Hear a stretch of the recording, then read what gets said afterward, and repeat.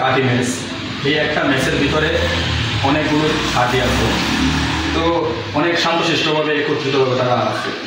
তো এই কাঠিগুলা মানে একা কোনো কিছু করতে পারে না। এটা যদি এই মেসটার সাথে যদি বসে দেওয়া হয় তাহলে তারা জ্বলে উঠতে সাহায্য পায়। তো আমাদের প্রাইভেট সেক্টরগুলোর মধ্যেও বিভিন্ন ফ্যাক্টরিতে বিভিন্ন জন বিভিন্নভাবে কাজ করতেছে, তারা দীর্ঘদিন ধরে কাজ করতেছে।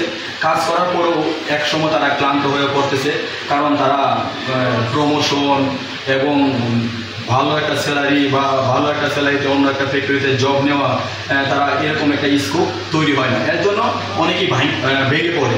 তো আমি তাদের জন্য বলতে চাই যে আপনারা আপনাদের কাজটা চালায় যান। আপনারা নিত্য নতুন ভারসাম্য, নিত্য নতুন আপডেটের সাথে তাল মিলিয়ে ভালো কাজ করুন। হতাশা হওয়া যাবে না, হাল ছাড়াও যাবে না। কোনো এক সময় দেখবেন কোনো এক বসের মাধ্যমে, বসের স্পর্শ পেয়ে আপনি জ্বলে উঠতে পারেন।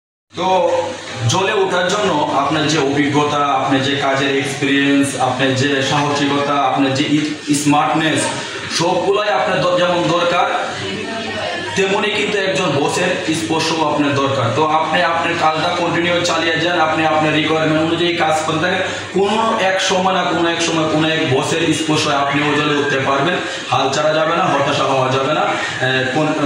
আল্লাহর উপরে ভরসা রাখুন, ইনশাআল্লাহ একদিন না একদিন সাকসেস হবেন।